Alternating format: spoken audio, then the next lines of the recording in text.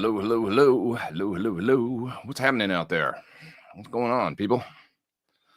Happy Sunday to you. Oh man, just got a big cup of coffee here, and it's delicious. Sorry, I'm running a little late. What's happening? What's happening? What's happening? Let's see. Let's look through some of your comments and conversations. That's right. That's Toby. Yeah. My knee shirt says Toby. That's my favorite shirt.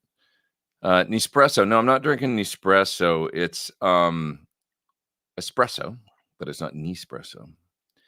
I can't remember. It's called Banner Dark is the name of the beans, and they're not that dark. They're like a medium dark roast, and I can't remember where the hell we got them from, but they're really good. Anyways, what happened this week? I don't know. I put out a video for the Deliverance Mark II. Maybe that was before last. I can't even remember if that was this week or just previous to this week. I thought maybe I did that a week ago Friday. Anyways, doesn't matter. I've been using this on something. This thing sounds great. The little Boss booster preamp. So this is like it's got a clean boost, and then I think it's clean boost, says natural in the middle. I think that's what that means. And there's a 3-way switch here, R, E, and C. So that would be an RE, a tape echo, rolling tape echo. And then the CE is the chorus style preamp. So the preamp out of the echo, the preamp out of the chorus, and then a clean boost. Sounds really good kicking the front end of a Marshall. So that's fun. It's warm. Like I really love the tape boost. Just adds a warmth and girth. It's like fatness and a little warmth and more like fattens up the front end, but it's still tight somehow. I don't know. It sounds good. So really like it. Yeah. What else? What else are you guys talking about? We need to buy Pete a watch. I bought a watch. But I left it at work. I realized that this morning. Here it is. I love this watch. I haven't had a watch in years, but I can't wear it when I play because it rubs on the surface of my guitar because my bridge is too low profile. But look at that thing. I love this. It's a Shinola from, speaking of watches, from Detroit. So look, it's got kind of a very dark blue face. I've always wanted a watch with a dark blue face. I love this thing. So Shinola is that brand that they make everything from bikes to, bags and wallets and watches as well. And it's a Detroit made brand. And so when I was in Detroit, I saw their store downtown, and I went in and got seduced by this watch. And I've always really liked nice watches. But I just kind of gave up wearing them. I don't know, 10 years ago. And then I thought, I'm going to get a watch, and I got this watch. But that's that story. Was that interesting? Maybe not. Nice brand, though. And I feel like, I don't know, it's cool. Like Detroit kind of startup. Just good stuff. Yeah. Braxall's always, I love that you're obsessed with this guitar, dude. I think he's got one on order. One of my sirs, so he wants to see it close up. Of course I can. So are all you're always asking me, is it going to be the same? I appreciate that because you want to know. Let's talk about it. Yes, it'll be the same. The deal is that they ordered a bunch of bridges from the F-U-Tone fella, Adam, and so what's going on is it's his standard bridge, but with the detuner. The parts that are titanium on this bridge are the screws and the inserts. So titanium, these are titanium, the inserts, and then you can't see it, but it's got a big brass block, and it's that metallic charcoal color, which kind of sparkles when you turn it just the right way. Yes, it's recessed detuner. They cut it out in that really cool way that they do. And so the bridge is exact same geometry, like as far as like the neck angle and everything as the standard model with the Wilkinson on it. Like the height of the bridge is the same off the body and everything. So the bridge is sunk right down Um, and it's just backrouted enough, like it's blocked or whatever. I don't know if there's a trim setter in it. I guess there is. Not trim setter, but block in the back, you know. I think there is back there. I haven't looked back there and I don't remember. But or maybe I have looked, but I just blocked it out. But anyways, they insisted on doing this cutout because, and I think it's smart actually, because it just allows for the extra you know, it's a minor route that just allows for the extra, you know, the like, I think if you wanted to back pull on this, you could. I think they put the trim stop, that's the word, in it. But if somebody wanted to take that out and do back stuff on this, they could. I just didn't want to do that. I wanted to have the that of course would negate the, because you'd use the detuner, it would all go out of tune, right? So other than that, the spec is exactly the same. So it's got my neck shape and the jumbo Jescar frets, and it's got the HSS in the bridge. So HSS plus actually, I think is, or SSH. I always get that backwards. I find it confusing because we call HSS our guitar hum single, and then Sir has the SSH, which stands for single screw hot. So I find that the naming, I do actually find the naming of the Sir pickups that have the you know, SSV, SSH, I find that confusing. So for what it's worth, but that wasn't my fault. I didn't come up with it.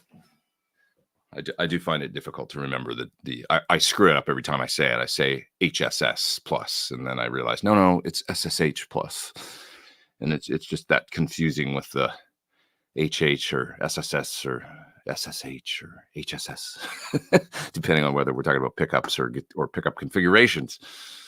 So, anyways, yeah. What else? Everybody's got the. Oh no, it's just this guy. He's got the complaints today. Pete could use some self tanner. Oh, shut up. Here, watch this. How about this?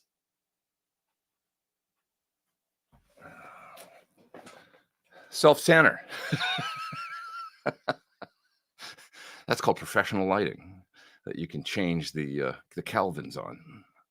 I just had it set cold. All right. You know why I do that? Because you've got your lights set cold because there's always some sort of color profile in your cameras when you're filming, or you go to color grade and add that stuff in. I don't know why. I'm not a lighting or filming expert, but that's the way it works. So when you have your lights set too warm, then the color profiles when you're filming or whatever all come out crazy. This is maybe not interesting either, but maybe it is for those of you that do YouTube or film things. I started filming in log, which is like a very flat, super gray sort of, you know, profile or whatever with no whatever, you know, it just looks like crap when you import the footage into Final Cut. But if you know what you're doing, then you color grade and it looks amazing. Well, I got tired of that whole process. I made videos like that for about a year and a half. So a lot of the videos that I did previous to about 3 months ago were done that way. And then I bought a new camera and I was having trouble. I was getting all this grain in the image when I would go to that camera, and I couldn't figure out why. And it was just like, but when I would use that camera, it's a Canon. I'm locked into Canon cameras. I've got a lot of Canon stuff here, including a Canon photocopier for anybody that, and printer for anybody that, I don't know why I did. It's like, I think Sony is the way to go. But anyways, I've got all this Canon stuff, so I'm in it. And so I bought a Canon, what is it? The EOS 8 or whatever. That's my second camera now. And it's pretty darn cool, but man, I could not get it to work with the Canon log profile. It just looked like crap. The amount of noise in the image, even when I'd have it really bright in here, was crazy. Couldn't figure it out, like, to save my life. Like, I just was spending days like trying to suss out why it looked so bad. And then I just turned on the standard Canon whatever EOS profile that you put, that color grade, like it's like the automatic profile in the camera, like the one that you would use if you just turned it on and started shooting automatically with it. And it looked 20 times better. And I thought, you know what, screw this. And I just went and put my other camera that I'd been doing this. I got this guy over here. This is kind of my main Canon here that I've used for years, this video camera, XA50, I think it's called. And I just put that in the Canon profile too. And then I shot like that. It was like, you know what? This just takes out a step of color grading. It means I can't shoot in that flat gray profile. The camera's kind of automatically treating the image as it's filming or whatever. But it ends up looking just as good as if not better than what I've been doing, I think. And it's fine. So that's that boring story. But anyways, when you do that, when you're shooting in as you know, like most video cameras and stuff, they'll saturation and everything, they'll add all this stuff to the image, and then you got to have the light set pretty cold, no yellow in the or warmth. So I just changed it right now. That's what you were seeing me change. It's kind of interesting. I can make it super warm if I wanted to, like this. Is that wild? I mean, it's like you can just switch it up so it's more like the sun or something, so I'll leave it about here for now, since I was getting complaints on my cold white lighting. All right. Everybody's saying Happy Mother's Day. Happy Mother's Day to all that celebrate. That's for sure. Miserable turd. The trollers are amazing. This guy's like the subtle troller. He's like not too crazy, but it's kind of, I'm giving you way too much attention, but I do find you sort of amusing. Just got up after a rough night. I had a great night. I went home early and hung out with my cat. And hey, man, I'm just, how do you look? Are you in your 50s? Because I am. Let's have a how do you look compared to me? I want to see how good you look at my age.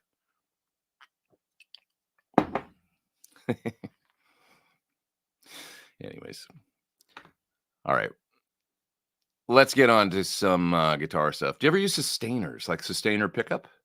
I don't, but my budget version of the sustainer is the I looked down to see if it was there on my pedal board, and I realized my pedal board is up in Canada right now because I'm flying there to do a private gig in a couple days. This is not my main pedal board. Sustainer pedal, the Freak Out. That's what I use from Digitech. So it's basically grabs a note and just will make whatever note that you're playing feedback into glorious sustain. And you can kind of pick whether you want it to feedback on the fundamental, or whether you want it to grab a harmonic and feedback like the third or the fifth, feedback up an octave. It's really cool. The Freak Out from Digitech. FREQ for like frequency. Freak Out. Great pedal. I did a video of it. You can see it on my channel, and that's my sustainer. But as far as sustainer pickups, not really, no. Paul says he just got one of my signature Sirs. It's amazing. Feel like it's pretty reasonably priced. Thanks. Yeah, I had a long talk about this a while ago on my show, so I won't bore with it. But I feel like it's actually quite a good deal too. Basically, the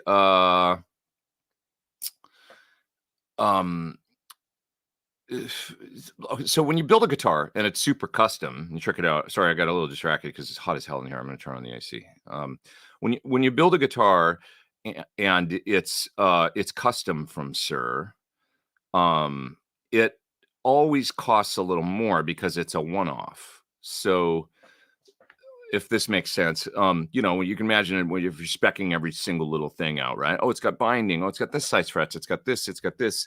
It takes a little more time and effort just because of the time to kind of process that order.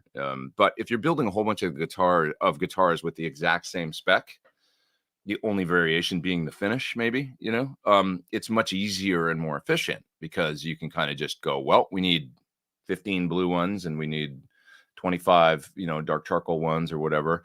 And they know right away what the spec is, and they can make those guitars just more efficiently. So they end up being less expensive. So that's why you'll often see that artist models, with one caveat, artist models will be less expensive sometimes than a custom. So that's like mine. Yeah. Sorry, I'm just trying to sign into the Nest so that I can oh Jesus, this is way too complicated. Guys, I'm gonna get hot as hell in here, so I'm just gonna go out and You download an app, and then you got to sign in and blah, blah, blah, blah, or I can go in the hallway and just change it. I'll be right back.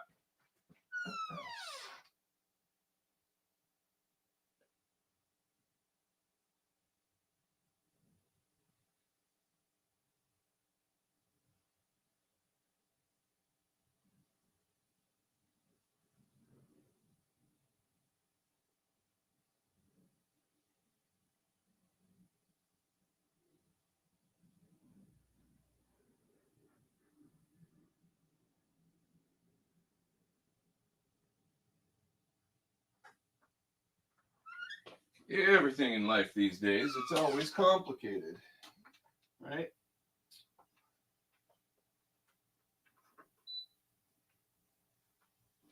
Like even this fan is complicated. Sorry, one sec.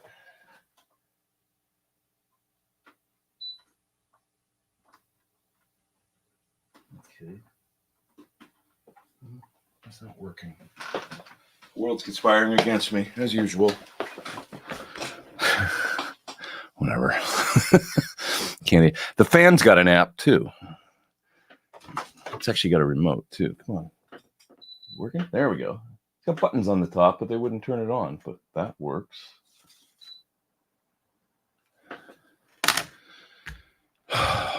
Modern life. Let's all go back to playing acoustic guitar and recording on analog tape. All right.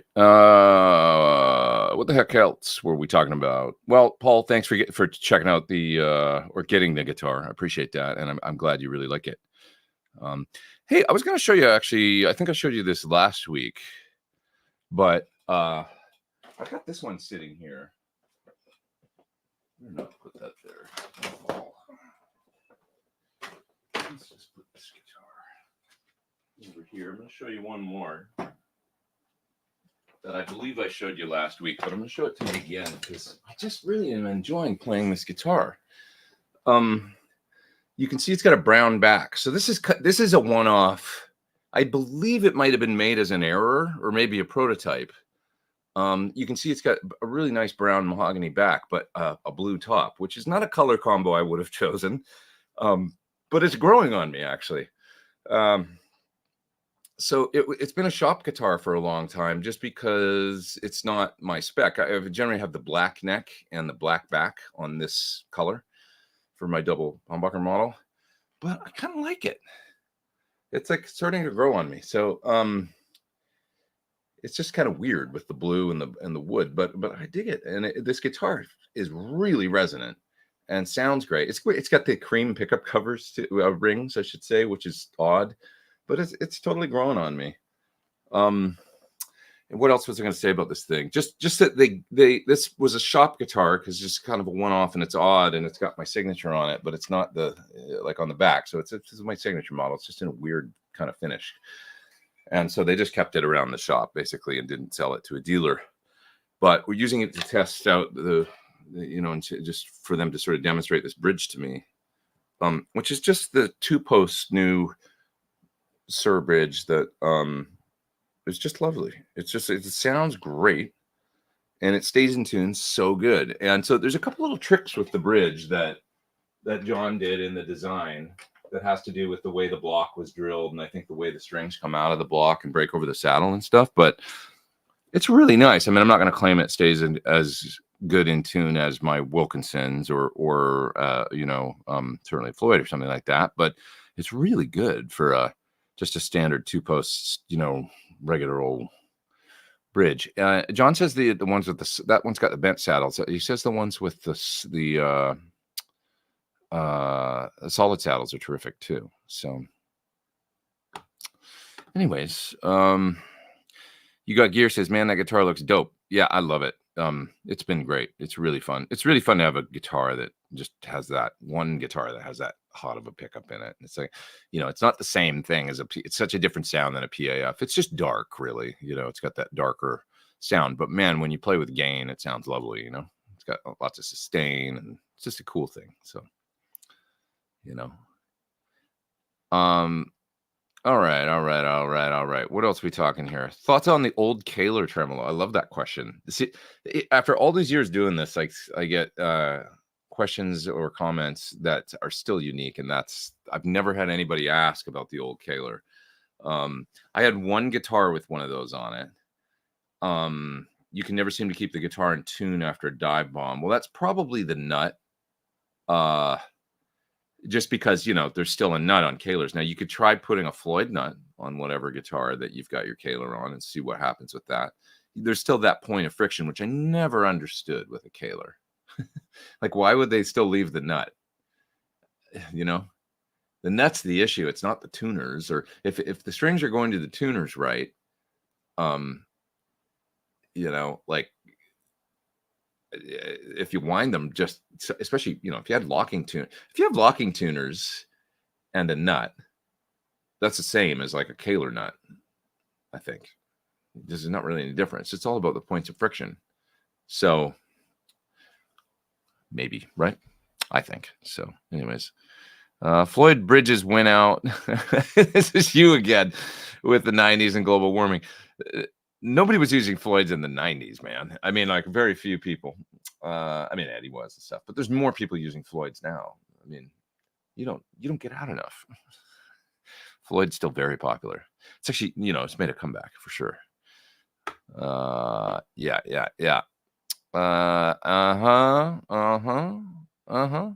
And global warming's I don't know if you've noticed, but it's absolutely raging these days.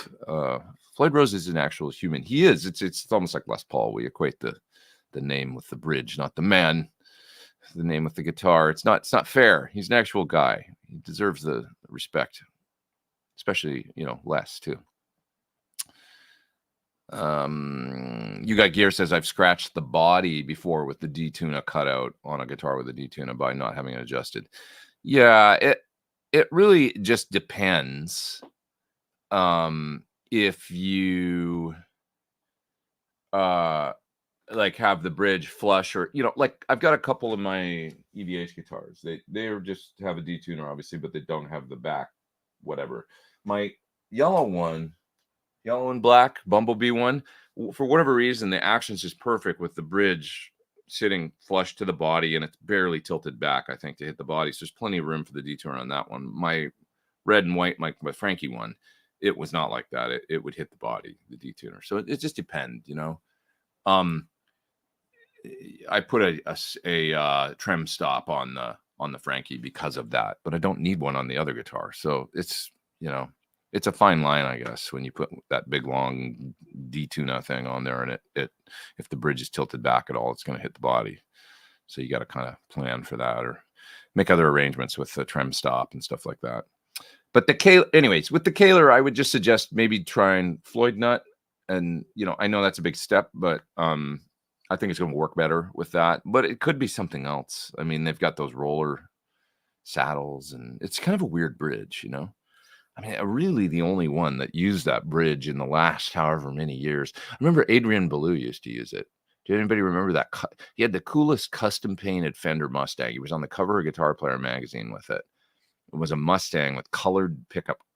I mean, it was really neat. It was like all graphic looking and just really cool. And it had a Kahler on it. I clearly remember that. And that would be around the time that, yeah, you know, almost like Discipline era, maybe a little later than that, but King Crimson. And of course, Jerry Cantrell, you know, with the blue dress guitar. So kind of interesting. I don't know that he ever used the Kahler that much, but it had a Kahler on it. It's kind of interesting how guitar like that can become kind of iconic, and it's like, you know, just interesting. So thanks for the self-tanner fund there, Miserable Turd. I appreciate that. All right, what do we got here? Let's see. Do you have presets for Tone X? I will very soon. I'm going to do a package. I've been saying that for like over a year, but it's going to happen. The ones that you hear in my Tone X videos will be in there. Maybe a couple more that I'll do. Maybe there'll be 10 in there overall or something like that. Just you know, some cool amps that I have in here and stuff. So yeah. Have I ever used a Buzz Feiten tuning guitar? As a matter of fact, yes. One of my acoustics was Buzz Feiten, and I've got it on my green Sir Strat, which I think is, yeah, this one. Sir was doing it for a while, and then they stopped. I don't know why. It was kind of all the rage for a minute. So this is the guitar that the neck on my HSS, did I get that right? Signature model was modeled after. This is the one that has almost like a slight little bit. I mean, it's not really a V, but it's just less shoulder and still some beef in the back, and a 1 11/16 width. So this is about a circa 2008 Sir. And you can see it's got Spurzell locking tuners before they had their own that they do. And you can see the Buzz Feiten logo right there on the back. So this was a Buzz Feiten. And I don't, I just intonate it like a regular guitar. I don't even do the offsets and stuff, and it stays in tune great. And they say even when you do that it's better than a regular, For those that don't know, the Buzz Feiten tuning system was like a certain way that he would do the nut. I think it's where the nut is. I don't know. It's not cut any. It's not like a Nirvana nut or something, but it's maybe where the nut is placed, and then you do certain. I think it moves it a little forward compared to a regular guitar nut, but then you set tuning offsets a little different at the bridge for the intonation, and you end up with supposedly an enhanced intonation where chords sound more in tune all over the neck. And it was probably 15 years ago, that it was sort of popular, and you were seeing even manufacturers doing it on their guitars and stuff. So it's kind of interesting. Do those deserve the hype? It's definitely cool. I heard it. I mean, and you could really hear it on acoustics, I thought. But the way that, how certain like the third and stuff will be sort of sour sounding in certain chords, and you move up the neck and it's like the intonation is better in some places than others. And like, it did seem to kind of like, if the guitar was set up really good and stuff and intonated right, you could kind of play everywhere, and it just sounded kind of consonant all over the place, for lack of a better term. Pretty cool. Gordon says, oh yeah, that's the video I put up this week. I forgot almost. Just ordered the free range Germanium preamp fuzzer. I'm really excited about it. So that's from this guy that I did a video on this week, which has done quite well. A lot of people watching that video. Yeah, what a cool little box. It's just a boost, but a very colored boost. So it's got 2 Germanium amplifier stages in it. That's the 2 big knobs. You turn them up, more gain. This is a low cut that you can fine tune in the amount of lows and the signal. And then you can either select treble boost, kind of a cleanish boost, or a full range boost that's colored. Input and output. You can't turn it off. This one's just in line, almost like an old Rangemaster. It's cool. And it's not that expensive. It looks like it's going to be expensive, right? It's not really. I think it's under $200. Comes to you from Analog Wise Effects from Poland. Yeah. Oh, yeah. All right. What else are we talking about now? Is this the built-in camera on the computer that I'm using now? No, I'm using a Logitech that I'm not actually crazy about. I don't understand why this camera that I use in here is it always looks blown out, and I have to turn the gain way down. It even looks a little blown out right now. I got to try and get a better one because I don't think it's that great. It was a $99 Logitech that I got a while ago. But all right. I think you might need some more lighting on your left side. Yeah, there is a brighter. I'm not just fucking deal with it, everybody, today. So I look fine. God damn it. All right. Sorry. I'm getting swearier. Somebody said that on a comment on my last show, that this is Pete's sweariest show. It's going to get worse. I'm going to get frustrated. Don't get me frustrated. I turn into the Incredible Hulk? No, I don't know. Anyways. All right. Moving down. Pete definitely eats his Wheaties. Guess so. All right. Let's see. I love that freak out pedal, says Arthur. It is a really great pedal, and one of the only new pedals that does that kind of feedback thing. Boss used to have a feedbacker. I never tried that one, but I remember that in like the 80s they had this feedbacker pedal. Anybody ever try one of those? I guess Line 6 has a feedbacker in for Helix and stuff. I actually haven't tried that, but I should give it a go. for Helix. See what it sounds like. Got one sitting right here, so I should try that. Interesting. Always more to try. Will Sir ever make a flying V? I doubt it, but that'd be cool. I doubt it. Okay. I'm pretty far back in the chat, so I'm going to move down and go quicker.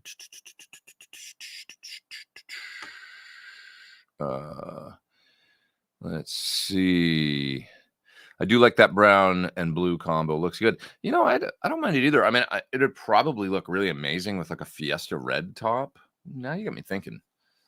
Like, there's other colors, but the blue, it looks pretty cool. I just think there would be some others that look kind of neat. Maybe we should do like a run or something like that, or just some custom ones, because it's kind of grown on me. Like, imagine it being like a, you know, Fiesta, like when it gets a little aged, that would look really cool. Red with the brown back would be beautiful, actually. What else? Cream top would be nice. Like kind of like an off-white. Ooh, that'd actually be really cool. But I've always thought like a white top one, or like a kind of, not like Olympic white, but more like a little bit of an aged, like with a little bit of, you know, the slightest bit of yellow in it, a little bit of cream in it, would look great with a black back. Yeah. Okay. Look at all the people here tonight. Pete's Desert Island amp. A PT100, honestly. Because when I plug it in, I can get just about everything I need out of it to do my job. That's what I find. I mean, I've played it for all the talk or whatever things that I've done with amps and, you know, other stuff, whatever, over the years. I've played almost, I would say 90% of the gigs that I've done since 2008 have been on a PT100. So, you know, use PT15, of course, SL68, and almost all Sir amps. Yeah, like almost every single gig, Sir amps. So, yeah, PT100 is just a great tool for me to play live. It works really great. So, that's that. More Guitar says it's gorgeous in that combo. Yeah, I really love it. Sitting back there on my lightsaber guitar stand. The new Kahler systems seem to be really good. See, I'm not even aware that they're still like really doing stuff, because you just don't see them on guitars. But I guess, you know, it's interesting. There was always a talk that with the Kahlers bridges, you know, the original one, that the fundamental note seemed to be muted or not really there enough. And I was always scared of that. You know, like play the low E and A, and it almost sounded like, you know what I mean? Like the fundamental. And when you look at it, it kind of, it sort of made sense. Like, it's just the way the string breaks and the cam and everything. It just seemed like this is a big honking piece of metal. And it seemed like there was a lot of distance between any of the connection of the string to a saddle and the wood of the guitar. It almost seems like the string was just suspended in thin air. And like, I don't know how much of that resonance is going to get through to the guitar, you know, so anyways. Okay. What model of Wilkinson are you using? So the Wilkinson bridge that's on my guitars is the locking saddle one. I don't know the model number. I don't, but it's the one with the saddles and the two posts. So, anyways, okay. Saw Philip Sace live yesterday. What a player! Unapologetically pounding that Strat with the amps dimed on tour in Europe. That's awesome. Yeah, I saw a little video he put up. That dude always sounds great. My Canadian brethren. I saw a video he put up this morning, actually. Okay. Let's see. This is interesting. Back in the 80s, put a Kahler on my Firebird and made the guitar even heavier, but it did stay in tune better. Didn't work out so well. Kind of ruined the guitar. Tell us about the sound there, my friend. Tell us what it did to the tone of the guitar, because that would be something I'd be really interested in, coming off of, you know, the standard Firebird, you know, bridge tailpiece arrangement, going to the Kahler. I can imagine that it probably got a little wacky. I put one on a Fender Lead 3. Remember those? Had a dual humbucker thing with a kind of a 3-way pickup switch for each pickup that could select series parallel or split or something. It had a 3-way switch on each pickup, 2 humbuckers, weird looking pickups. And it was Cherry Sunburst. And I had Yngwie Malmsteen sign it. So somewhere out there, if there's a Lead 3 that's got Yngwie's signature on it, you know that was mine. And a Kahler. It's probably the only one in the world with all those attributes. Yeah, Jerry Cantrell and Kerry King, those were the users. Yeah, and you know, Adrian, I remember he had one. So did I see one on Steve Vai's guitar? Steve might have had a guitar or two with them. Maybe a Jackson. Maybe. What about Jeff Beck? Did he ever have one? He seems like somebody that would have tried one. Maybe. I'll have to dig out pictures of players with Kahlers on their guitars. Okay. Do you have any Line 6 Stomp presets? I don't. No. I've made some cool presets for the regular Line 6 Helix, though. Well, a couple of them were included in an update like 2 years ago. So one that I really liked was it was a preset that had a looper, and it had 2 different sounds. So you could go between like a rhythm sound and a lead sound. And you could, you know, simply play a rhythm part on the rhythm tone and then hit the looper, loop it around, hit a B stomp or whatever, you know, to go to the B preset. And then you had this great lead sound that you could play. I did 2 different versions of that. I did kind of a bluesy version, and then I did kind of a ambient shred sort of version or something that had a very clean sound and a much higher gain lead sound. And they were kind of fun presets, I thought, for sitting and jamming by yourself. So have you been doing spider walk and finger exercises to gain speed at the times you were starting out? Do I do any of that stuff? I mean, sort of the chromatic stuff, and there were some good exercises like that in this Vinnie Moore video that I used to do. Vinny, and I still do them sometimes. So he did this like kind of like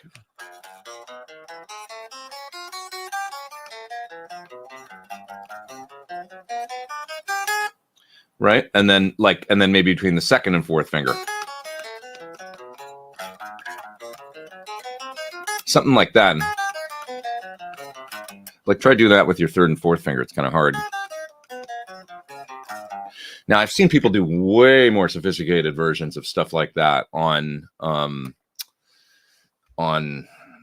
YouTube video recently, and Billy Howardell sent me one where some guy was doing some crazy spider thing with a weird combo, and he said, "This makes my hand hurt," you know.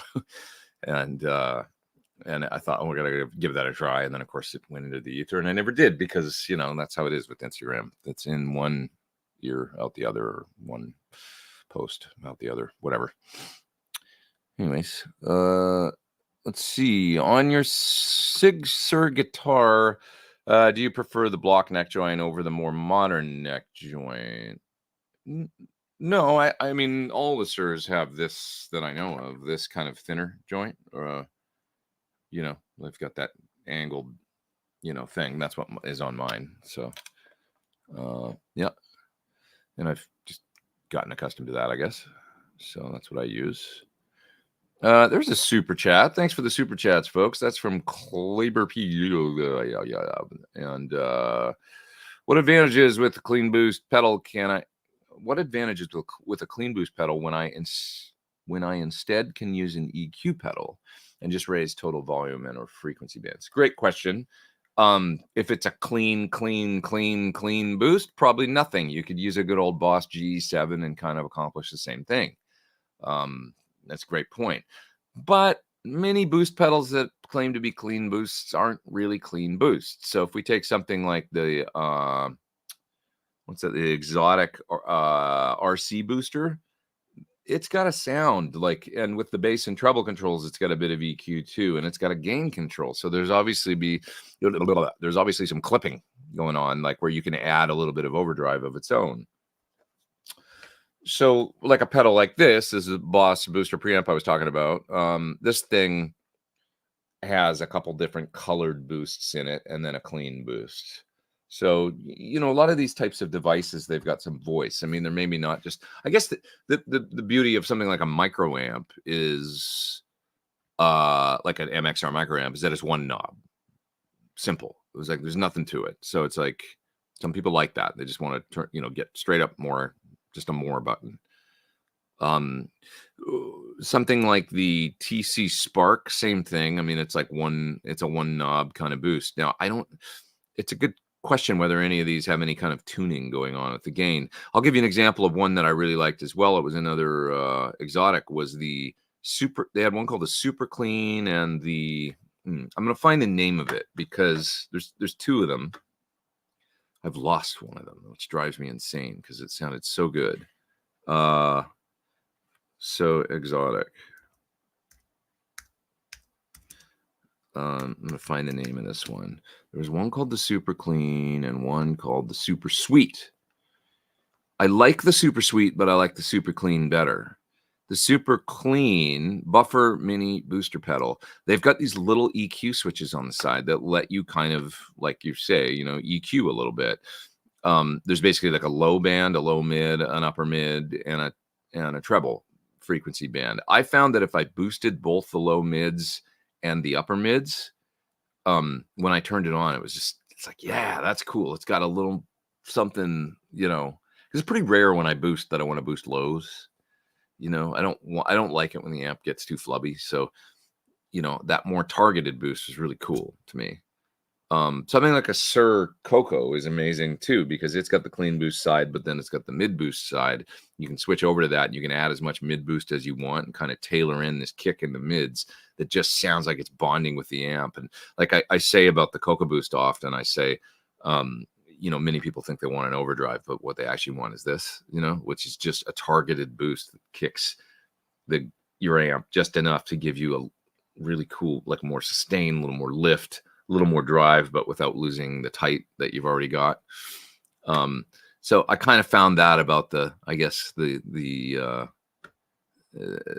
Super Clean as well from Exotic. So there's two pedals, the Super Clean and the Super Sweet. Super Sweet to me was a little too much gain. Like I would turn it on and even with the gain quarter the way up. I did use it. I used it on tour with Nick Carter on my board because I found there was a couple places where I needed a little lift and I didn't have a lot of room to put it. So it was like a mini pedal that I put on the board. It just worked perfect because they're mini pedals. But the Super Clean, I found I had all the range in the pot that I needed to get. Like I would never turn it up above half. The Super Sweet, I just had to be more careful. It was like a little past a quarter of the way up and it was too much, so just too much gain, but a similar sound. So anyways, yeah. All right. Is this the guitar you did the eruption tutorial on? This one here? No, it's not. I got this one a few years after that. This was maybe my third maybe. I got this guitar. This guitar is a Brazilian rosewood fingerboard on it. Really nice dark fingerboard. And it's a color called Cadillac Green that I just love. And it's got a kind of a green guard on it and stuff. And really, really beautiful guitar. I got this when I got the gig with Don Henley, and I needed a 3 single coil vintage kind of Strat style guitar for it to get those tones.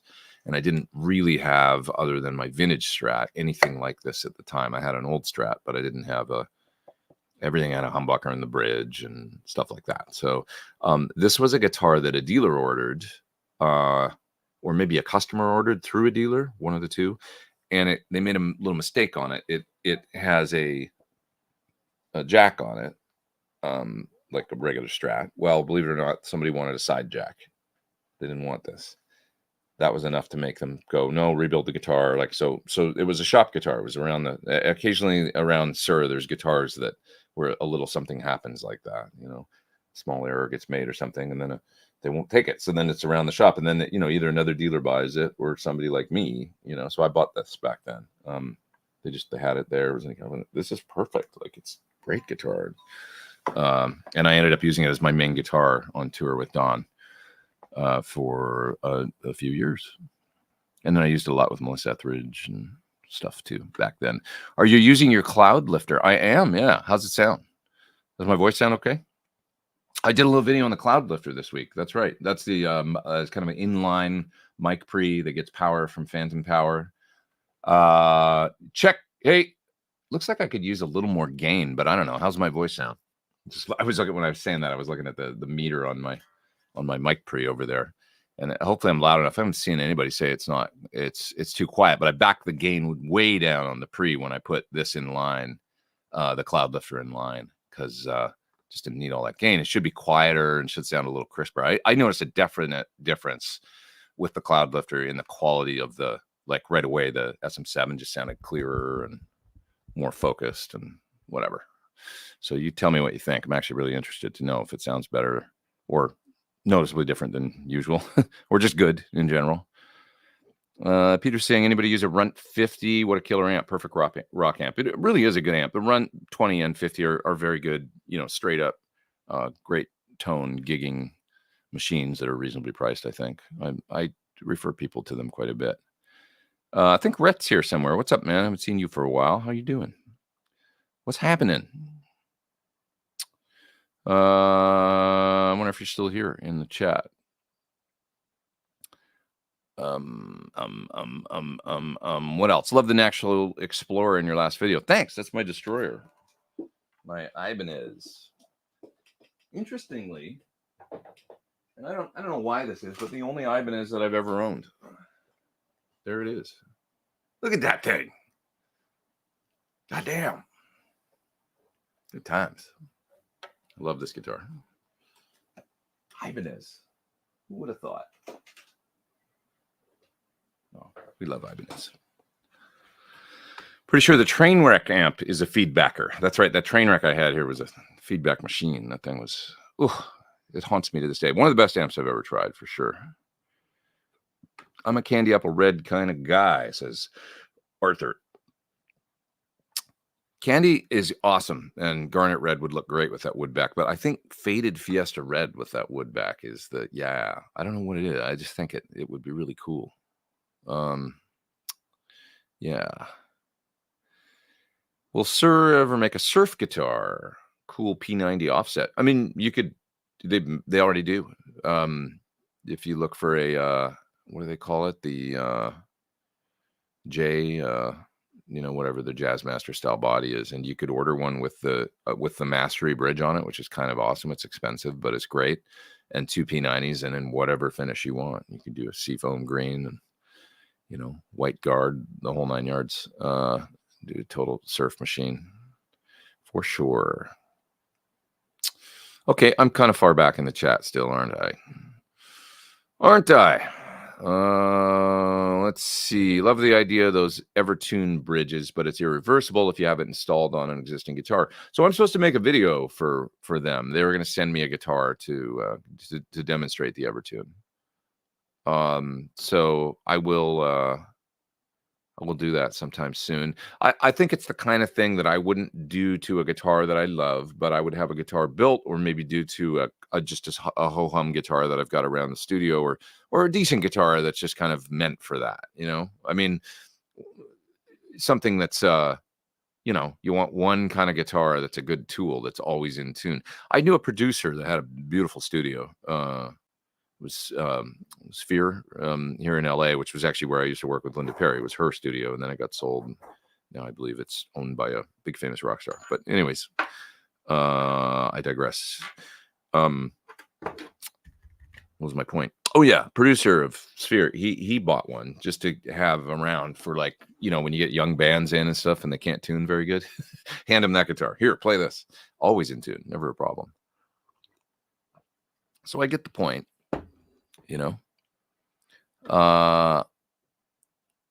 For CRS, do you use an attenuator? No, I use a plexi panels in front of the cabinets. Those are attenuators, I guess, but the amp is set to blast pretty much.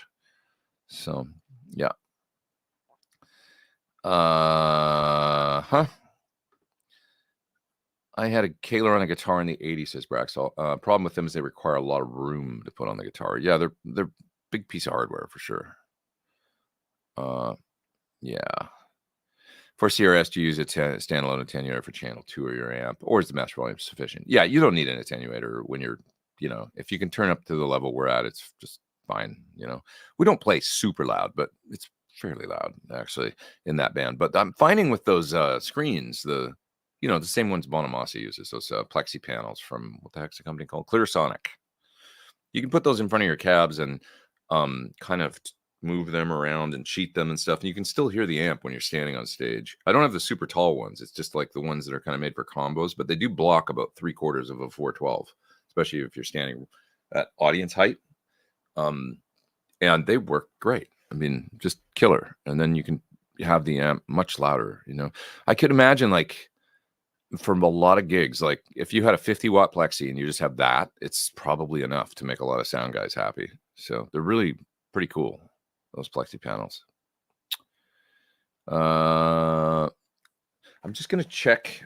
I've got a rehearsal later, and we were having a debate about what time the rehearsal started. So let's find out.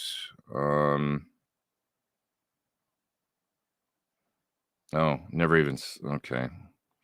Well, I'm going to have to stop about 1:45 because I've got a rehearsal at 2.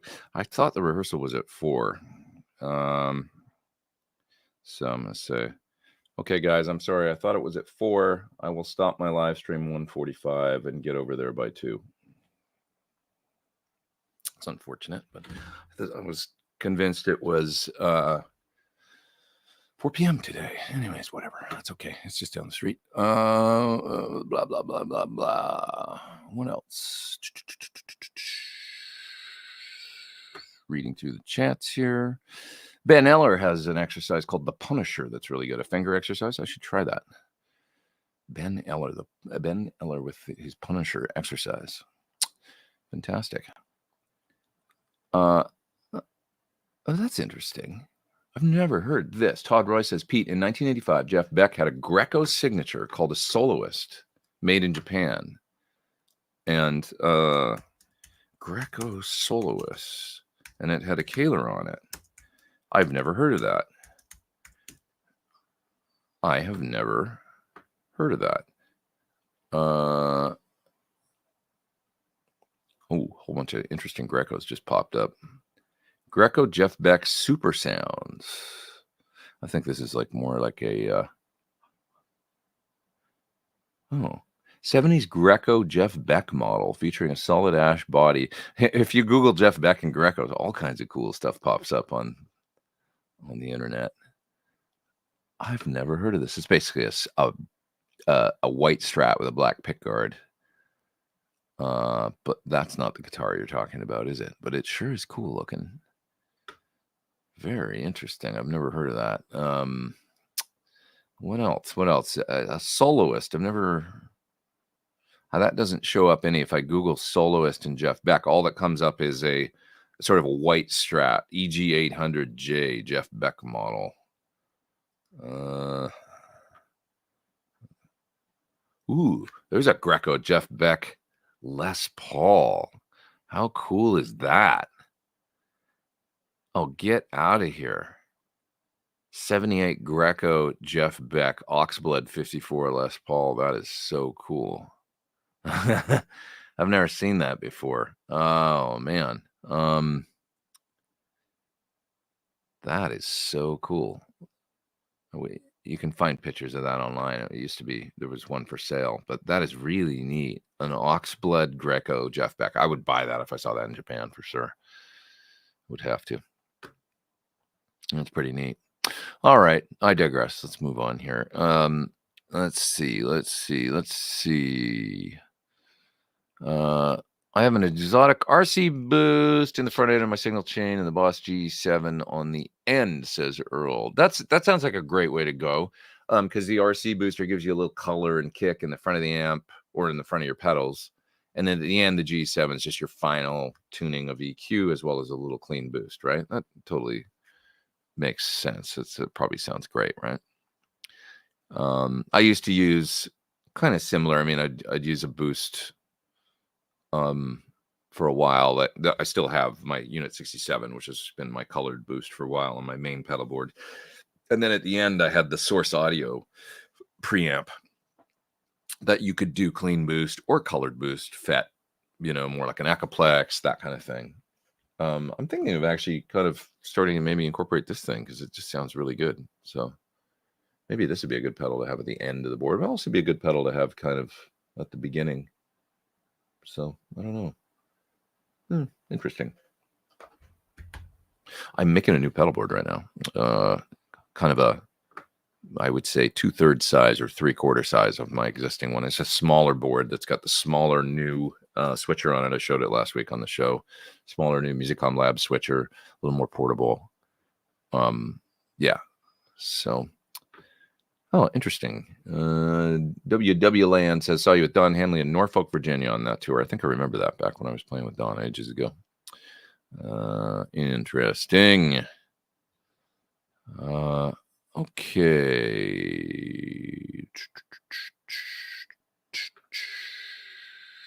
What else we got here? Do you still use a Marshall 1-watt JTM? I have it here. I haven't plugged it in a long time, but it's always cool. So here's some comments about the Cloud Lifter. Audio is great. Awesome.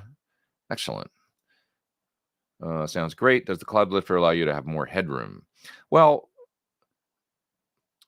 I guess it's optimized, supposed to be kind of for low noise. So, when I did the Cloud Lifter video, it's this device, for those that don't know, that you put in line between a microphone and whatever you're using as a preamp or a mixer, and it lifts the gain 25 dB and supposedly does it as silently as possible. So,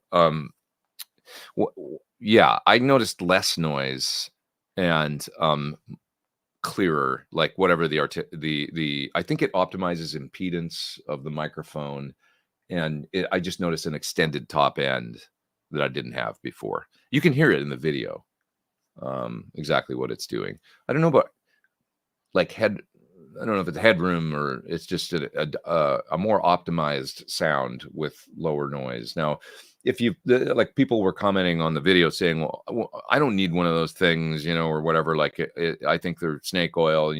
I've got daking mic pre's and my SM7 sounds great through my daking. And I'm like, yeah, your daking's like $2,000. That's the thing, it's if you've got an amazing mic pre that's super low noise and very clean, you're good. If you've got a Grace or something like that that's optimized for, clean, low noise, lots of gain, great. This thing's $149, So for a person that's got a Tascam mixer, or they're just plugging it right into a, consumer grade Focusrite or PreSonus interface or something and boosting the gain almost all the way up because they're speaking this far away from the microphone like I am right now, not screaming into it as you would if you were cutting a rock vocal or whatever. It's for folks that need gain out of their mic and maybe have a less than amazing mic pre already. For $149, you can get a pretty great sound. So like I like to use my I've got a few channels of really nice mic pre here. I've got BAE 1073 2-channel. I've got an API that's 2 channels of 312 pre's basically. But I like to leave those for my guitar stuff. And the signal chain that I'm using for this microphone right now, I like to leave plugged in all the time. So those two things don't go hand in hand. Then I kind of need another mic pre for this microphone. That's not the ones that I use every day for my guitar tracking stuff. Otherwise, I'm repatching things all the time, setting the gains different. And I don't want to do that. I like to leave the setup the same all the time. So I've got a DBX 580 mic pre that I use with this microphone. It's a $300 mic pre, something like that. It's a decent mic pre. But when I boost the gain up like 60 dB, like I kind of need to with this microphone, yeah, I hear the hiss and the little stuff coming out. I show that in the video. So I put the Cloud Lifter in line, brought the gain way down on the pre, and it's just a better sound. It's clearer. It sounds better. I don't know. So there you go. Case closed for me. Yeah. Okay. To follow up on Arthur's questions, the Sir models have a rounded contoured neck heel versus the slim block. Which Sir? Oh, you're talking about a modern. I'm sorry. You literally meant the modern model. I like that. I mean the the neck joint on a modern is unique to that guitar. Do I have one here? Yeah, I do. But you can't actually get this on anything other than this neck and body shape. I don't think so. The rounded kind of thing, as opposed to the block. I see what you mean. So look how cool this one looks with the. To believe it or not, that's a maple neck, and it ain't painted. This is when they used to roast hardcore. So this wood is one step short of charcoal at this point, and it is cool. So I went, I'm gonna get a shred, sir. I'm gonna get a modern, but I'm gonna get a brown. That was the idea with this one. What a color! I love this root beer color, actually. And this guitar was one of my only others with a Floyd that I've had for a long time, but this is an awesome guitar. So if I've got a shred with 24 frets, I either use this or I use my my Nags, the Steve Stevens, but Floyd and everything on this. So that's the rounded heel. Yeah, sorry, I forgot that they were actually different on the modern. I don't really care, to be honest. It's not something I think about a lot. My hand doesn't, however it works with my thumb and stuff, when I'm using that guitar or when I'm using my signature model, I rarely hit the heel. So both of them are pretty low profile. Both of them work good for me, and I wouldn't have a preference really one over the other. I'm fine with the standard Sir one, really. So okay.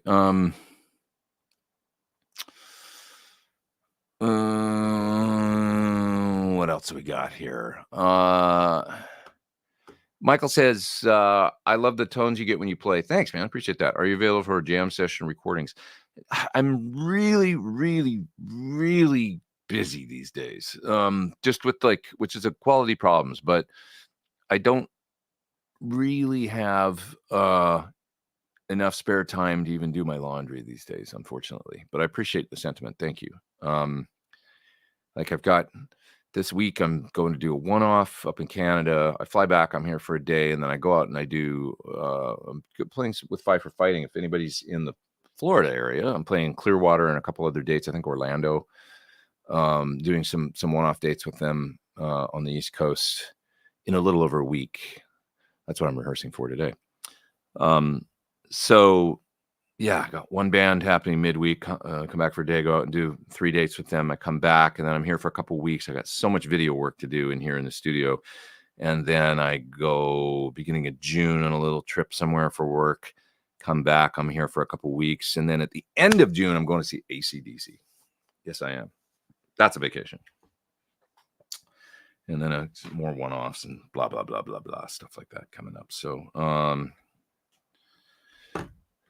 okay. What else? What else we got here?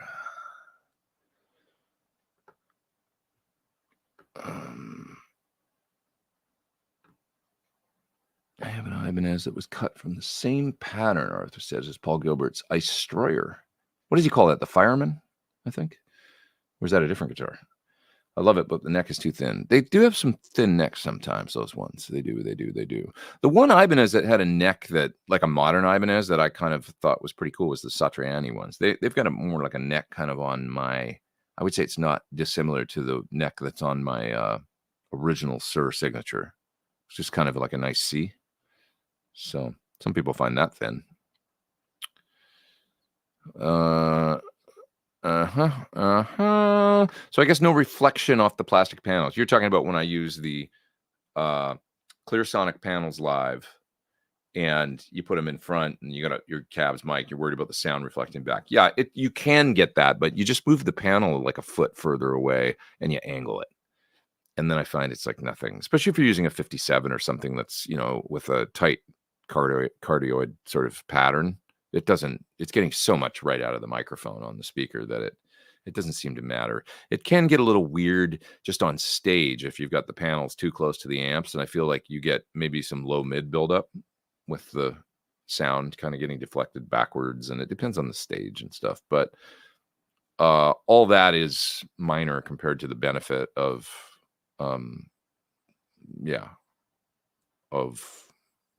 know what I'm saying. So I like them overall.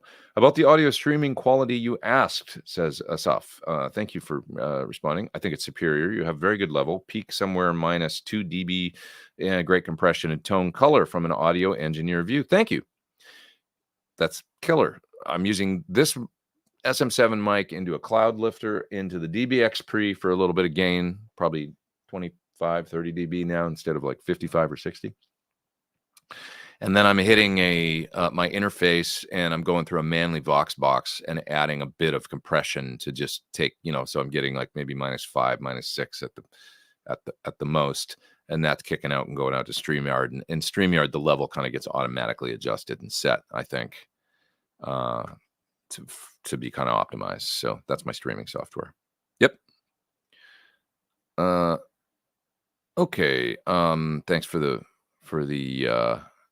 positive reinforcement. I appreciate that. I'm glad it sounded good. Okay.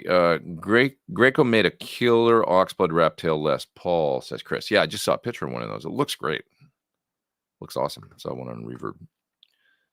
I think it was an old sale. I don't think it's there anymore. Otherwise, I would have pushed buy. Yeah. I put a Kahler on an 86 Les Paul Standard. I don't know what I was thinking, says Frank. Well, we were all like that back. To be fair, don't beat yourself up, because everybody was like in, mod mode in the 80s. We were all doing stuff like that. Oh, yeah. I remember it well.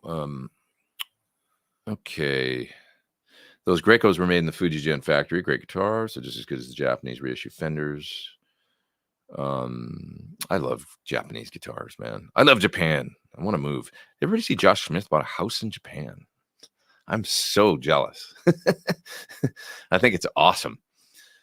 I love that dude bonded with Japan. Like you get there and you're like, man, this is for me. And then, he went so far as to buy a house. Ooh, that sounds great to me. I would do that, but it wouldn't be a house. It'd be a small apartment in a city or something. I would be down with that. Maybe I'll save some money and do that. What power source do you use on your pedal board? Friedman's, generally. They've been rock solid, knock on wood, knock on my camera, knock on everything, because you never know. But they've been just perfect for years now. And no problems. Here in the studio, I use one of those Eventide Kiox ones or whatever they're called. That works great too. They seem really good with the switchable voltages, and but I've had no issues with my Friedmans. Used to use G-Lab, had no problems with those either. But I don't think they're made anymore.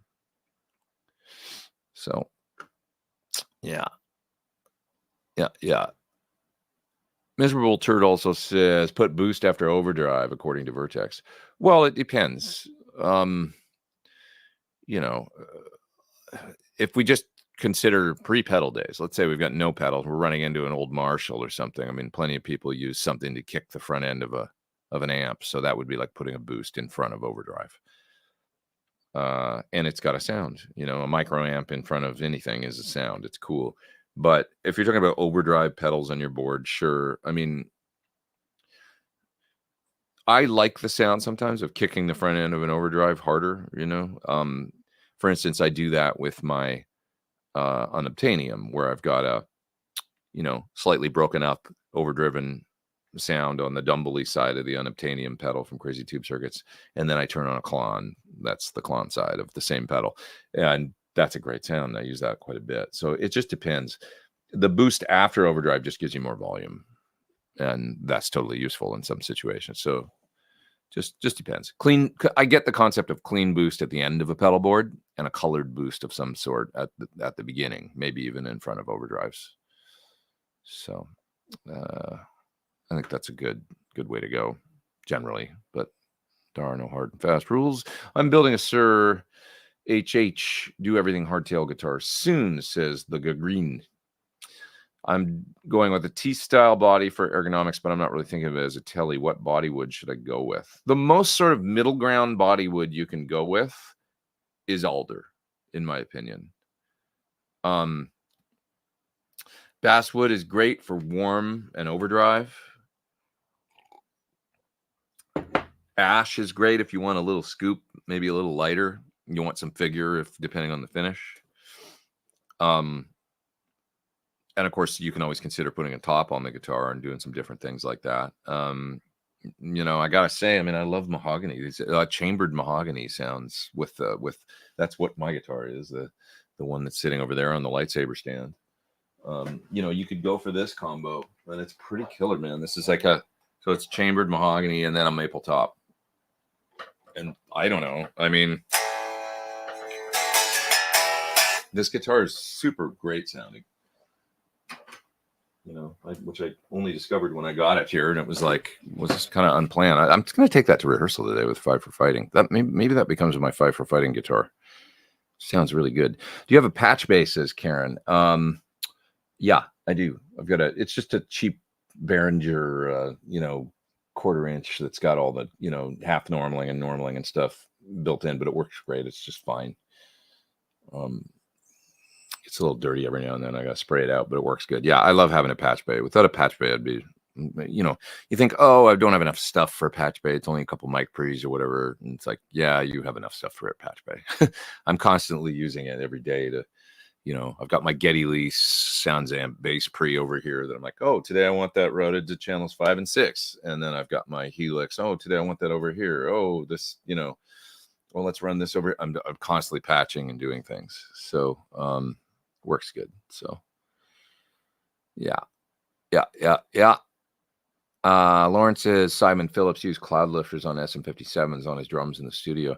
Maybe I'll get another one and try it on my 57 that's on my guitar cabinet. I mean, I'm running it into a Neve pre. Maybe I don't need to do that, but I'm sure Simon's got good pre's. Why does he do it? He must have his reasons. Yeah.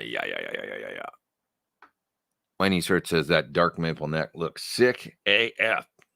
Yeah, it's cool. They don't do it like that anymore because you roast that much and they can get, it's almost like dangerous, I think, because they can get charcoaly, and they found sonically it wasn't really like necessary, but it is cool. I love that neck on that guitar. And it's stable. Man, those roasted necks when they don't move. You barely need to do a truss rod adjustment ever. It's awesome. Yeah. What else we got here?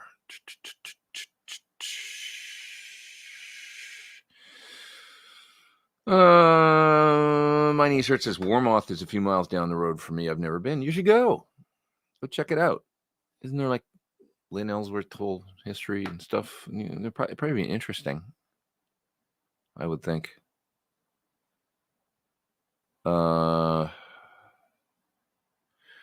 Okay. Does an amp with a good master volume sound even better with an attenuator? Well, not necessarily. An attenuator, depending on the attenuator, can always be a, diminishing returns kind of thing. There's some good attenuators out there, but if the master is designed right, most amplifiers with master volumes, okay, not all, but most, okay, I'm starting to think of exceptions, but I was going to say most are designed to work best with the master and most of the tone generated in the front end. Now, I would say like a JCM 800, it's a cool design, but the interesting thing is how good that amp sounds when you open up the master volume. And this is early days, obviously, of masters, the 2203, 2204 circuit, and things have improved since then, I think. But they just sound kind of okay, a standard 800, and then you open up that master and the power section starts working. It's like, oh, now the amp starts getting really cool, actually. Something like, let's say, in my amp stable, I've got a Vox AC15. That's one of the hand-wired ones that was done overseas, probably 10 years old now. The cream-colored one, cool amp, but the master on an AC30 is just, I mean, the master in this amp, in my top hat, King, oh, you can't see it. This amp, it's King Royale, and it's got a master. I leave it on 10 all the time. It's sure it's usable, but it kind of neuters the AC30 thing, I find. So I don't like it. So yeah, an amp like that, better with an attenuator, probably. If it's a good attenuator, it's got to be a really good attenuator, So anyways.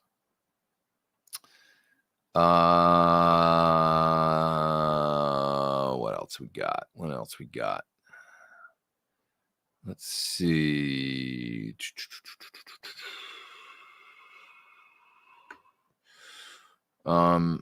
Just reading comments here, picking something to talk about. Josh says he lived in Okinawa for 3 years. Were you military? Probably, right? Or maybe not. Maybe I'm making assumptions. But was it cool? Did you like it? I love the idea of going to Okinawa. I've still never been there. I've been all over Japan, but that's one place I haven't been. Farthest south I've ever been is Kagoshima. So I would love to get to Okinawa one of these days. It looks awesome. Let's see. Black Glove says I bought a Frank Santos at Frank Santos. I bought a 69 SG at Long McQuaid in Windsor, Ontario in the 80s for $250. Right. Oh, I see what you're making a comment about the Kahler. 69 SG in Long McQuaid in Windsor, Ontario in the 80s for $250 Canadian. Modding something like that was pretty normal. Yeah, they were a dime a dozen. I remember old Marshalls, like 70s, early 70s Marshalls for $300, in the late 80s. Nobody wanted them. Everybody wanted, a Mesa Boogie or something at that point. And had we known, would you be willing to show us how you record and produce your music in your studio? Yeah. To some degree, there is a course that I did for Guitareo, Guitareo, guitar. Did I spell guitar right? Same as Drumeo, the same people. They've got a thing called Guitareo, and I did a kind of like a music production. It was weird. They kind of sort of dictated they didn't want me to go too far into too much production stuff, but I tried to basically I did my clinic on songwriting and production in that course. So although it wasn't in my studio, I was up at their place up in BC. I tried to kind of talk about my philosophies when it comes to parts and a little bit about tones and a little bit about how to approach melody and things like that. It was a little more about music than it was about the technical, I would say. But take a look at that if you haven't. I'm not sure how you might have to subscribe to their program or where you'd probably get access to all their lessons. But anyways, it's out there, and that's the one thing that I've done. Now, other things, specifics. I mean, if you've got any ideas for specific videos or something, let me know, and maybe I could do something. Darren says, how do you keep all your guitars looking mint? Well, most of the guitars in this room kind of live in this room. I don't take a ton of them on the road. Some of them I do, but they're not all mint. I mean, for instance, that brown tee that you can see reflecting right back there with the P90s, that guitar has some nicks and dents and scratches and a lot of belt wear on it. Like it's got a very, very thin lacquer finish. It's a Mac Mull. I love this guitar. Really, really good sounding guitar, but it did get a little beat up. And so like you can see this kind of crap, and then the back, the belt wear and stuff, so stuff like that, where I took it on the road and used it for a season, and then it ends up getting, a little bit beat. It was in really, really good shape, and then it ended up getting beat up a little bit, but that kind of stuff. Now, Sirs are really durable. Like the finishes on these things, I've played this guitar probably on way more gigs and way more songs than that one. If you look at the back, you can see scratches on the back plate, but the finish, I mean, it's like you could hit it with a buffer and it would look brand new. So that's just the nature of the very, very thin and very, very durable poly that they use on most of their guitars. This one did take a big hit right here and has a big chip out of it right in the binding, and I can actually feel it with my arm every time. I guess you kind of can't see that, but there's like a chip in it right there, right in the binding, and it drives me crazy when I rub my arm on it. But anyways, but that most people out there will attest probably to the fact that Sirs, man, they're really, like, the finishes are, by design, I think, really, really durable. So anyways, Now my old lacquer stuff is pretty beat. Like my old Strat, I've seen pictures of it before, uh, right when I got it. And when I look at the amount of wear I've put on it, I mean, it's not like Philip Sage or something like that, but I'm also not beating the crap out of the same guitar every day. So, yeah. Dory's asking if I've seen the Behind the Music Wolfgang Van Halen. You know what? I haven't. I should remind myself to watch that tonight. Remind me at 9 p.m. to watch the Wolfgang Van Halen Behind the Music. There. I'll go home and watch it later. If you learned one thing from me today and you don't do it, it's that. Just use Siri to add reminders to your phone. I do that all day long for everything, and it helps me pay bills and remember that I'm going out for dinner with people and stuff like that. How do you handle air conditioner noise in the studio? Just wait until it turns off. I don't really have, I mean, there's central air in this building, and there's a vent that pipes into this room, but it doesn't work that well. Like, because I intentionally and maybe stupidly have one vent, and then I didn't want the soundtrack. I've paid a lot of money to build this room and basically do a very thick green glue, tons of layers of drywall, and this rock wool or whatever the hell they used in the middle stuff for the wall and the ceiling. All the electricals run on the inside of the room. It's like I wanted to close the door and have it be shut out, so there's no noisy air conditioner piping into this room, but there is the vent, and it comes from the building, and what that pipe is stuffed full of or whatever the point being, it's this big, and then this much room in the middle is basically where the air travels through. It's the air because it's stuffed full of stuff to kind of deaden sound. So it's really inefficient, and it does get very hot in here because of that. But I got that fan that I was bitching about earlier, and it's in the corner back there. When I turn that thing on, I'm fine in here. So long story short, was that boring? There's really no problem with AC noise in this room. And I'm not cutting a hell of a lot of acoustic guitars in here. It's mainly electrics, and it's noisy, and that's isolated in another room. So yeah. What else have we got here? I'd love to know how to shoot basic video on my iPhone, record guitar into Logic, then sync the audio video. Well, I mean, you could do that on a phone these days. There's literally apps that you can do it, or if you've got a laptop, you just use, I mean, Final Cut has automatic syncing with audio. And that it's super easy to use. I can imagine iMovie probably does these days too, although I don't know that for a fact because I haven't used it for years. But that just comes on your Mac if you've got a Mac. You've probably got a Mac if you use iPhone. So just do a little Googling, and you will find that it's very easy these days to do such thing.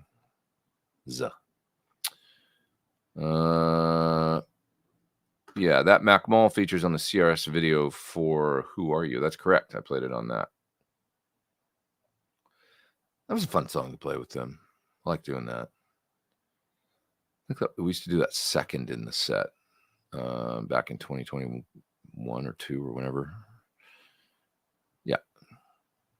Buff It Out says Blue Sky. It's all the way through to the top. It basically is screwed it up really good. I don't care. It's fine. Okay, what's the one-off Canada gig? You're not supposed to talk about it because it's just a corporate, so it's like private. It's a private gig, but these things happen sometimes. We go and play for select audiences of folks that like rock and roll music. It's like a private party thing, What combination of woods do you prefer on guitars regarding the tone? Just depends. Like I say, for gain, like the maple top basswood body or just basswood body thing tends to work really pretty good because it's really warm sounding. So if you've got any kind of worries about sizzle, or you want a warmer high gain kind of thing, you want a resonant sound but without, it's just not a very open top end wood. Basswood works good for gain with humbuckers, I think. The most sort of middle ground wood I always find is alder. like a nice piece of alder just is like, it's very balanced sounding. I love mahogany, for it's got a tone that's like I say, that one mahogany neck, and I mean, a Les Paul is like, they've just got there's a mid-range presence and a warmth to them that's hard to deny. Yeah. Yeah. Okay. See what else here. I'm gonna go another 20 minutes, and then I got to split because I got a rehearsal that I got to get over to. Thoughts on the F70s in the Fryette cab? Sound good. Like if you like a V30 and you want something different, or you like the idea of a V30 but they don't seem to satisfy you, and you want something different, give them a try. F70s, give it a go. Give it a go. Who else is on the private corporate gig? I'm not supposed to talk about any of this. Who picked the songs? Yeah, I can't really. I'm going to avoid all this because I've been told to not talk about it. I don't know why exactly, but that was what I'm not the boss. So, why did Sir stop roasting? They didn't. They still do. You might see Sirs that don't have roasted next, but that's because it's an option, generally speaking. So, yeah. Yeah. Everybody in the comments now immediately goes to politics when I say I'm not supposed to talk about it. No, that's not true. It's for a corporation. Bunch of wankers. The rule of corporate gigs: don't talk about corporate gigs. Yeah, kind of. I don't know why they just don't want it. They want it to keep their parties private or whatever, and not have to deal with anybody showing up. I guess I don't know. I'm not really sure, but all right. Well, I'm down at the bottom of the chat. So what are we going to talk about now? There's a lull. Let's see. Has Sir ever talked about a copy or version of a high watt? No. I would say no. I would say probably the closest thing to high watt that, I mean, Reeves and stuff. I don't know if they're still made. I guess they are, but Fryette is a major high watt aficionado, I think, and so maybe his Sound City amps. They probably got their own thing going on, but there was a Sound City high watt connection that I don't really understand. Anyway, you could ask them about how close something like the modern Sound City is to something like a DR amp, but yeah. Is it an evil corporation? I guess all corporations are somewhat evil at the end stage capitalism, but I don't think so. Not particularly more than any other. How loud is a PT-15? Will it get over a loud drummer, or should I wait for the new 50 watt? It depends on your expectation of loud and your definition of loud. If you want super loud, clean, like, there's folks that like a 2-rock because of its headroom. And I think that's kind of the little more the John Mayer, I'm not necessarily talking about sheer volume. I'm just talking about headroom and big, power in reserve. When you're driving a car that's got a great big engine or whatever, and you just know there's all that power there and you can feel it and it's always there and it's not straining, but you're not necessarily going fast, but it's there when that kind of feel. Well, then you should probably wait for a bigger amp if that's what you're looking for. But if you like pushed tones and you generally live it with some degree of overdrive all the time, it's probably plenty loud, Yeah. I played with a really loud band once with it at a club gig, and I found myself thinking it's hanging right in there, but I am on the hairy edge of feeling like I wish I had a little more. If I'm on a stage where I'm not so close to a loud drummer and they're more like a medium volume drummer, and I've got a little space from it, and then I can angle the, then it's like, oh yeah, this is perfect, and that was kind of like the classic rock show tour I did with it. That's all I had was that. It worked great for that. Especially if you can get a wedge and you can get a little bit in the wedge, then there's no problem, So it just depends. Really depends on what kind of music you're playing. Yeah. Yeah.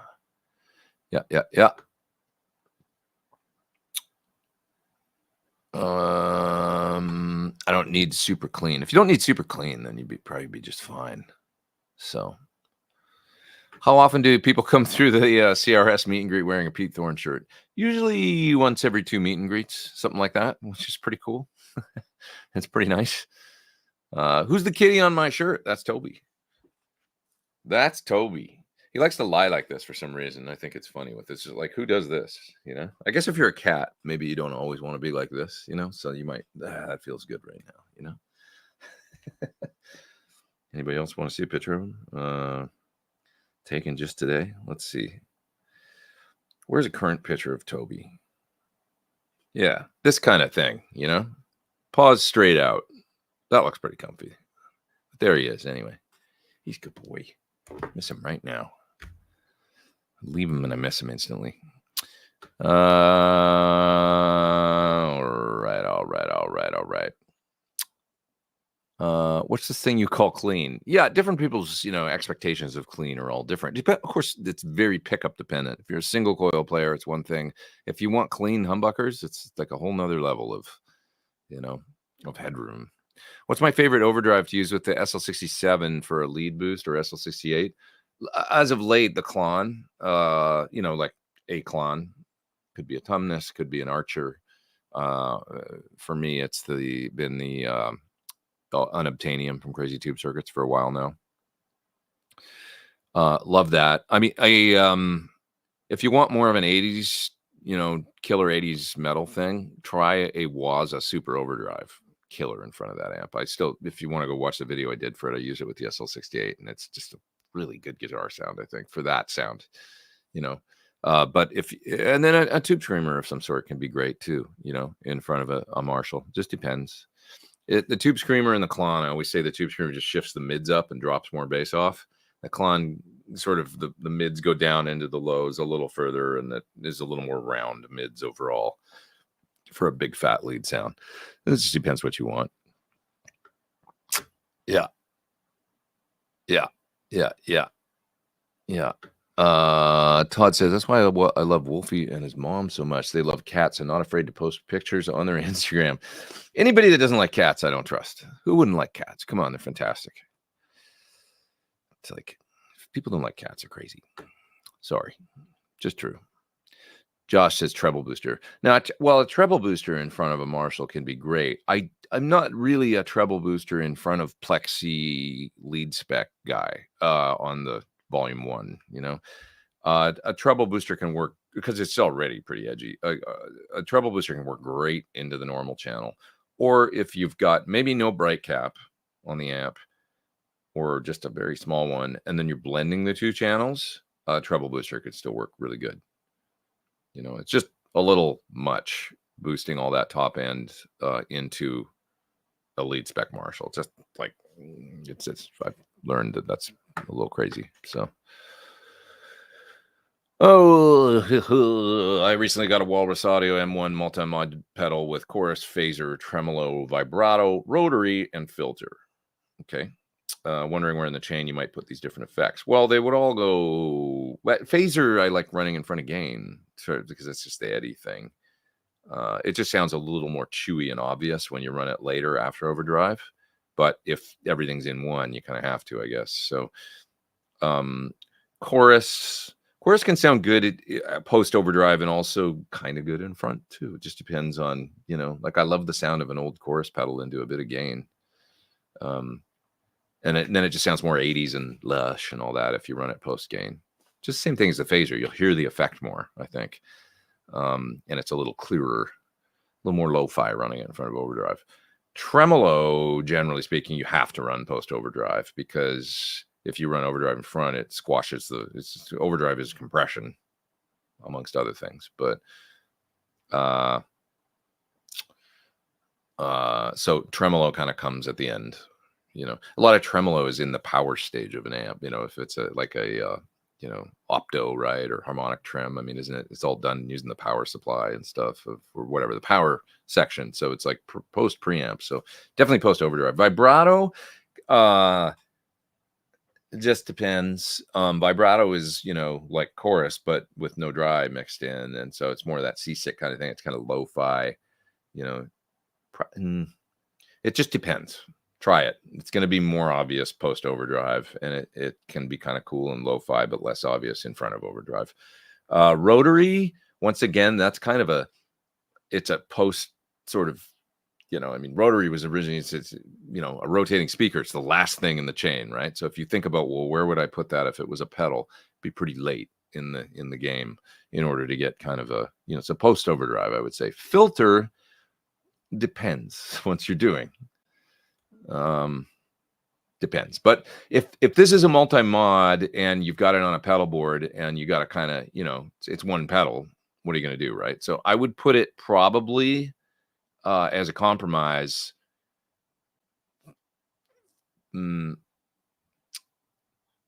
at the end of most things, but pre-delay and reverb. Yeah. After your compression, overdrive, wah, and all that stuff. And then just put it before your delay and reverb. That's my suggestion. Yeah. Karen said that they got a cat 5 years ago and he's a rescue and his name is Gibson. That's cool. And you also said you got a Naga Viper. That's a treble booster. Run it into a dark amp. So if you've got a Fender that's got a bright switch or something, turn off the bright and then try that. If you've got an AC30, try running it into the normal channel for the Brian May thing. If you've got a Marshall, just, it's got to be dark. It's got to be a woolly tone generally that you run it into. Kind of not great, like it's woolly, and then you put the treble booster in front. It's the combo of the woolly tone and all the treble in the booster, and they make this thing that's just like it's a combination of things. It's awesome. Yeah.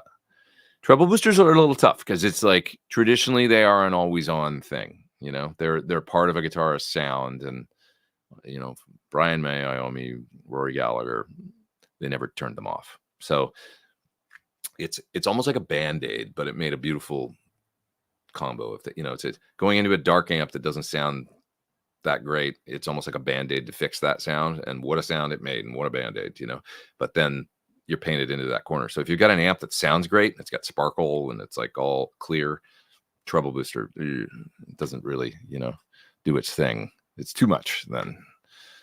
So, yeah. My bass playing friend once found cat dump in his case. Well, they will do that if you, yeah,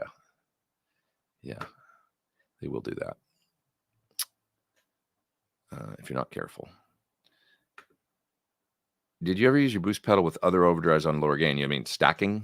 A little bit. Like I say, I run 2 channels of the unobtainium into one another sometimes. It's great for like Eagles tones and stuff like that. More like mellow distortion, pedal stacking. I'm not a big pedal stacker guy, but I do a little bit sometimes it works great. Sometimes it works great. All right. What else? Earl says, thanks, Pete, for another great Sunday Live. Hope to see you all later at Ben's Sunday Night Hang. Tune in to find out what Ben is drinking tonight. All right. Thanks, Ben, for being here as always. And I am going to split and go to rehearsal. So 20 minutes sounds like a good amount of time. I got my capo here. I'm going to need that. Maybe I'll bring this and try it. I don't know. Let's see what happens. I should go, though. Get over there on time and stuff so we can get in and out of there. So I'm going to go play some songs with John. Actually is going to come on from Five for Fighting soon. He's got a little music charity situation that he's doing, and I need to learn a little bit more about it, but he wanted to talk about it on my show, and I said, sure, that sounds like a worthwhile thing to talk about.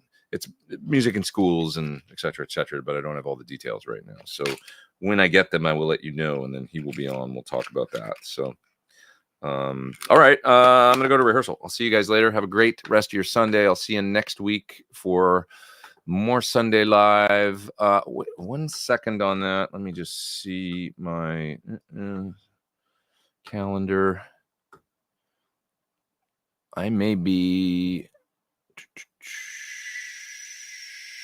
think I'll be in Vancouver next Sunday. Well, I'll figure it out. I'll do Sunday live if I'm in Vancouver, though. I'll get up and, maybe have a coffee with you guys from my hotel or something like that. But that's where I'm going to be next Sunday, I think. So Friday, 17. Yeah, it will be. That's going to be kind of a free day that I've got there. So I'll do, it might only be for an hour or something because I'm going to want to go and enjoy my time there and stuff. But I can do it from there. Why the heck not? So I'll see you next week. Have a terrific week. Love y'all. Be nice to one another. Toby says bye. See ya.